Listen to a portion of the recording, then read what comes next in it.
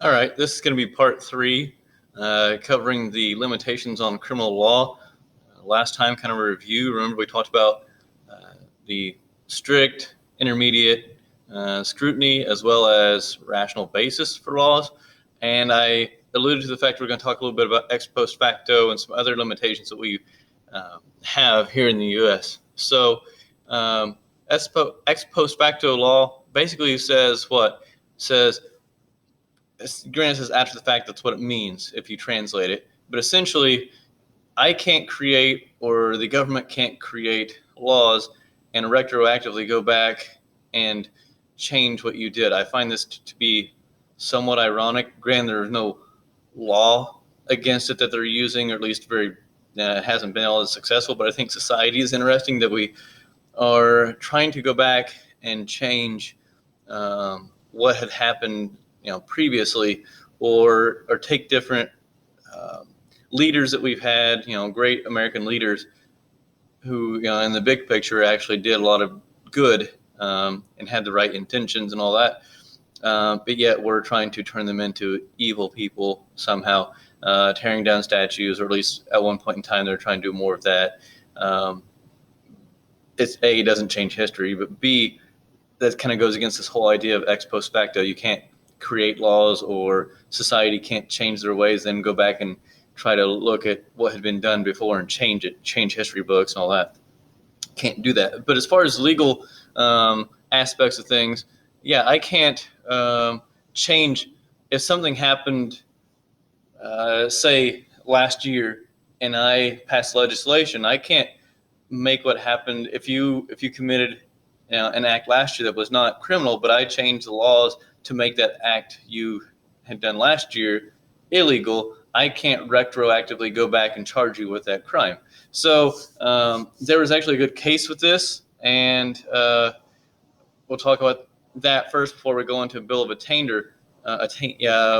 But if you look at, there's a case in Colorado back in 2009 that dealt with this concept of retroactive charges. So essentially, what happened in the 90s, like 91 and 92, there are two separate instances. So like there was a year separating it. Let's just say it was 1991 that the first incident of there was a child who had been in essence molested, or had been violated, and that took basically a span of about a year. Over that year that those different incidences occurred, and then there was a break in time, and then another year or two later, same thing, same type of thing happened as that child was just a little bit older. Same individual, once again, abusing that child sexually. But at Colorado at the time, the law was different, to where it said, oh, we have a law of basically a statute of limitation that says 10 years from the time that child turns 18. Up to the time they turn 18, they can go back and charge someone with something that happened to them previously, and then even 10 years beyond that, so up until the person is 28 years old, right? And they said, in essence, if you're doing it, because up to 18 plus 10. So they said anything happens from the time that you are 28 and younger, you can go back and charge someone, or try to bring charge against someone who had, in essence, sexually assaulted, or in this case, some type of molestation that was taking place. And that was how the law was written. However, in 2009, there was a new law passed that said, well, we're going to get rid of the statute of limitation for that particular offense.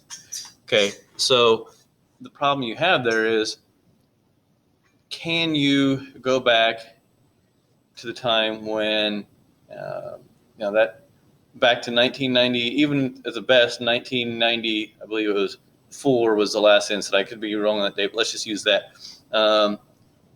Okay, 1994, can we go back to that year and say, oh, well, because the law says there's no statute of limitation, this individual who had been abused can bring charges against the abuser. And the problem with that is for as much as we would like to be able to do that, we can't because it's ex post facto, and that's essentially what the decision was made in Colorado about that was, even though the law as it states now says there's no statute of limitation, which would take it back for a long time, at the time when that happened, the statute read that there was a statute of limitation of, in essence, the age of 28. And by the time that the victim came forward and wanted to press charges, it had already passed that time. They were already beyond 28 years old when they came forward with this information. So therefore, and the law of 2009 had not been established yet. So that was the bigger problem behind it. So that's why that's an example of ex post facto. You can't go back and change it and change the rules and laws in this case for what they were at the time. You had to accept them for what they were and just go on from there. So I think that should make should make sense. Another easier way of looking at it is I don't agree with the idea. I think it would be ignorant for lots of reasons. But if someone said, well, okay, some people I've heard say, oh, we should lower the drinking age back to 18. All right. So if you want to think about that, back when it was 18 in some states, when they changed the law to say, okay, drinking age is 21, they couldn't retroactively go back and find people who had been drinking what would now be underage. Like at 19, say they were 19 years old, and when they drank at 19, the drinking age was 18, so therefore they were it was a legal thing for them to do. But you can't retroactively go back and say, oh, well, now that you're even, by then, let's just say you were 20 years old, yeah, if they drink at that point, then yes. But prior to that passing of the 21 age requirement, there was no breaking of the law. So like I said, that would be ex post facto if they try to go back and retroactively charge someone with that. So bill of attainder, I'm not going to spend a lot of time on it because it's not something we use. Basically says, as you can read here, law which criminalizing conduct without a trial. Essentially, that's what the government sometimes tries to do. And I'm not trying to be overly political, but there's some things that there's a reason why people aren't taking President Trump or former President Trump to court on some of these charges they're trying to make, and they're trying to make it an impeachment trial because an entirely different rules with impeachment as opposed to taking someone to trial. Because what would happen here would be exactly that. It would be a bill of attainder, which is criminalizing conduct, which really wasn't. It's basically a whole lot of made up information, but there is no trial. It'd just be basically handled through courts or small groups of people. Borderline vigilantism. Okay, so but yeah, these are some examples here. You guys can look through these through history that we've had, or other countries have also had issues with bill of attainder dealing with these topics. If you were someone involved with treasonous activities, or you were believed to be a communist, things like that. I'm not going to worry about. Like I said, you can look at some of these up later. But as far as moving on to void for vagueness, I mentioned in a previous video that there are laws that if they are considered to be vague, then they'll be in essence thrown out or won't be allowed. My original idea, or what I was trying to explain at the time, was the idea that anytime that there is a discrepancy or an area where it is vague, the error goes in favor of the defendant. Okay, but what I'm saying here now is there are actually Fifth and 14th Amendment requirements that say that laws must be written, as you can read here, with sufficient clarity and specificity, meaning who fits in what group, what counts as a particular crime, what are the elements of that crime. That's what we're looking at as far as in terms of vagueness. Fifth and 14th, which fifth, federal law, 14th, applying that same concept of search and seizure that was available in the fifth to the federal law, now applying that to states. Okay, so and things like here, when you defined, when states define these different charges here, obscenity, loitering, vagrancy, noise, there has to be some type of description of what that actually means. For instance, for example, noise. It's not a real big deal, but people want to have a noise complaint, want to say, oh, why don't you press charges against them for making too much noise, or a vehicle makes too much noise, or whatever. That's why, even as silly as it is, states had to put in what level, like what decibel level, or what distance away you had to be when hearing something. So that otherwise it would be considered void for vagueness. Okay. Okay. Void for breadth of doctrine, over breadth. Excuse me. So concept of free speech. I know we talked about this in a couple of our classes. Probably considered the biggest issue, hence why it was probably the First Amendment. Okay. But the idea is free speech truly free? Or in essence, there are other things I cannot say or cannot portray through my speech? Okay. And the answer is, yeah, there are things that I cannot do. All right. Libel. All right. Essentially what libel is, you can read there, is defamation or trying to intentionally ruin someone through written word. It used to just be through publications.